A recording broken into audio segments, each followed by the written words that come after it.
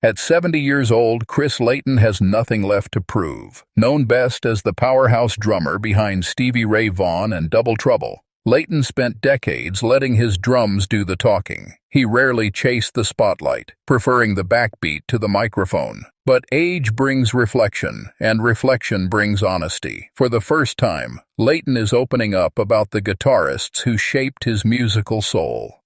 These are not just famous names. They are players who changed the way he listened, the way he played, and the way he understood rhythm. Each guitarist on his list taught him something different about feel, timing, and emotion. This is not a ranking built for headlines. It is a personal journey through the sounds that defined a lifetime in blues and rock, and it starts at the very beginning. Before the stages, before the tours, Chris Layton was just a kid listening to records. Growing up in Texas, music was everywhere. Blues poured out of radios, jukeboxes, and dusty bars. Layton learned early that drums and guitar were partners, not rivals. He listened closely to how guitarists bent notes and left space. That space was where the drums lived. Even as a young player, Layton understood that great guitarists did not rush. They breathed. They waited. Those lessons stayed with him forever. When he later played with giants, he already knew how to serve the song.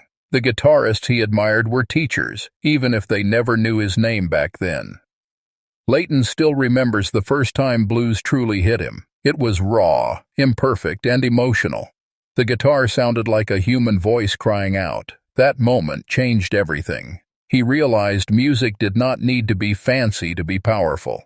The guitarist behind that sound showed him that pain, joy, and truth could live inside a single note. For Layton, this was the beginning of understanding feel over speed. That idea would later define his entire career. The blues was not just music, it was a language, and guitarists were its storytellers. The first name on Layton's list is B.B. King. To him, B.B. was not just a guitarist. He was a master communicator. Layton admired how B.B. could say more with one note than others could with 20. His vibrato, his phrasing, and his patience taught Layton the power of restraint. As a drummer, Layton learned to wait, to listen, and to respond. B.B. King showed him that silence could be as strong as sound. Every bend carried emotion. Every pause built tension. For Layton, B.B. King was the foundation of everything that came after. What Layton loved most about B.B. King was simplicity. There was no rush to impress, no need to overwhelm, just honesty. That mindset deeply influenced how Layton approached drumming. He stopped trying to fill every space. Instead, he focused on groove. Supporting the guitar became his mission. B.B.'s music taught him that the band should lift the guitar, not fight it. This lesson would later become crucial when Layton found himself behind one of the most explosive guitarists of all time. If B.B. King was smooth conversation, Albert King was thunder. Layton describes Albert's playing as heavy, slow, and dangerous. Every note felt like it weighed a ton. Albert's left-handed bends and massive tone demanded respect. Layton learned how power could come from patience. Albert did not hurry. He let the note hang in the air until it hurt. For a drummer, this meant locking in and staying solid. No flashy fills, just strength. Albert King taught Layton how to support sheer force with discipline. Albert King showed Layton that notes could feel physical. They could press down on your chest. This changed how Layton hit his drums. He began to play with more intention, more weight. Each kick drum hit mattered. Each snare crack had purpose. Albert's music was about commitment. When he bent a string, he meant it. Layton carried that attitude into every performance. Freddie King brought fire. To Layton, Freddie was the perfect bridge between blues and rock. His playing was aggressive, rhythmic, and fearless. Layton loved how Freddie attacked the guitar, almost like a drummer attacking a kit. There was urgency in every phrase. This energy spoke directly to Layton's instincts. Freddie King showed him how blues could move people physically, not just emotionally. What impressed Layton most about Freddie King was rhythm. Even in his solos, Freddie swung hard. That made it easy for a drummer to lock in. Layton learned that great lead guitarists never forget rhythm. They dance with it. Freddie's style helped Layton refine his pocket and sharpen his timing. Buddy Guy was chaos and control at the same time.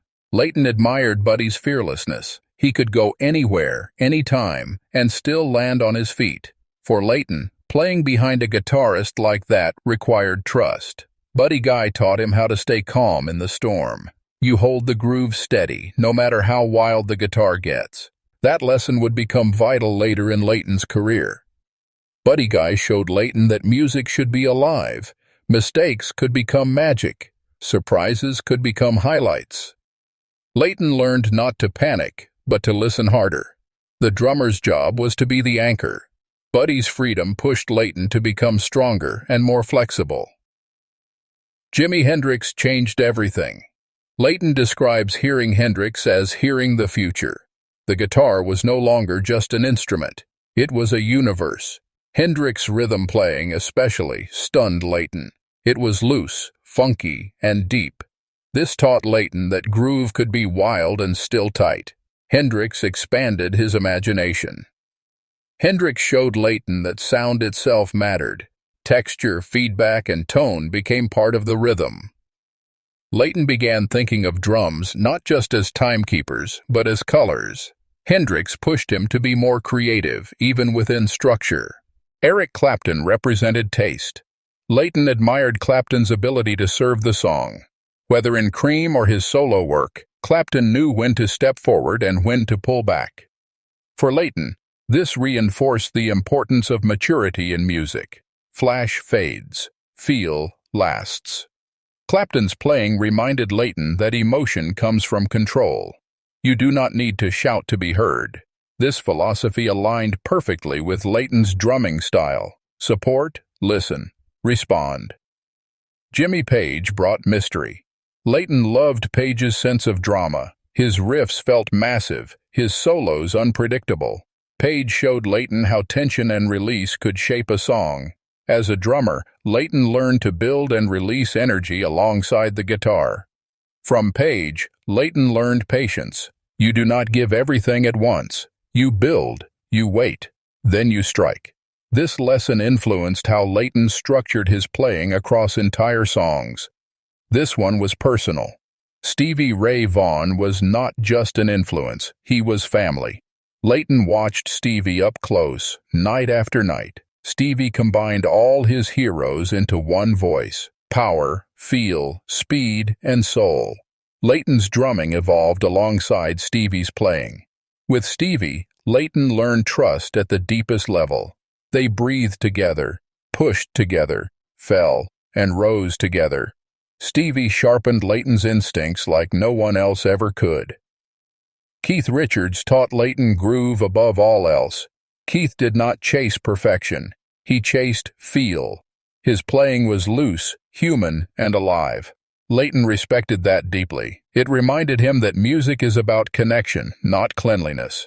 Keith's rhythm guitar showed Layton that the pocket is sacred. Once you are in it, you do not leave. This reinforced Layton's commitment to time and feel. Muddy Waters closed the list. To Layton, Muddy was the root. Everything came from him. His guitar carried history, struggle, and truth. Muddy taught Layton on where the blues truly began. Muddy Waters reminded Layton to always honor the past. No matter how far music evolves, the roots matter. This kept Layton grounded throughout his career. Looking back, Layton sees a pattern. All these guitarists had feel. None rushed. None played without purpose. They spoke through their instruments. Each guitarist shaped Layton's touch, timing, and taste. They made him a listener first, drummer second.